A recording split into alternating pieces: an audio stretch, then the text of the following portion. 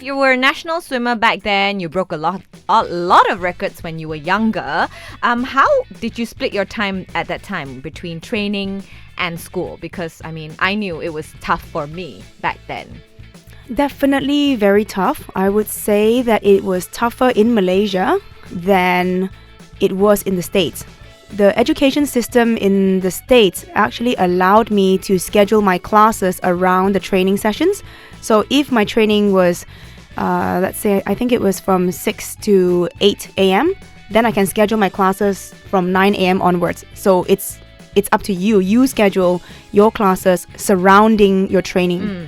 Whereas in Malaysia, it's kind of fixed. It's very rigid, right? Yeah. It's fixed. Like if your class is, if you go to from 5, you go to school from 7 to 2. Yeah. And that's it. And that's that. There's no negotiation. It's 7 to 2. You can't just say, oh, can I come at 10?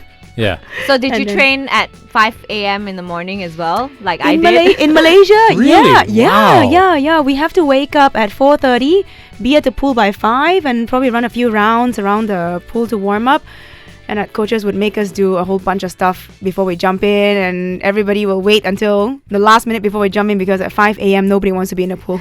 So do you think there will come a time when women and men can compete equally in a sport? What do you think, Cindy? I think that women at this point in time, I don't want to say no indefinitely, but at this point in time, status quo is that men are just born with more testosterone.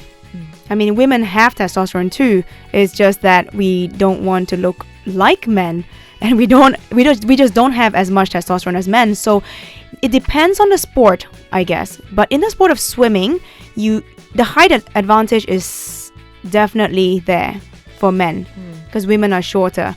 Okay, so if we, let's just say if a lady, if a male and a female are both the same height and the same size, and they're both trained the same way, maybe there is a chance. Maybe. What's your advice to women out there who probably want to embark on a passion, but they're a bit afraid because they're probably a little older, or they feel like they have a family, they can't do it, I have the perfect quote for that.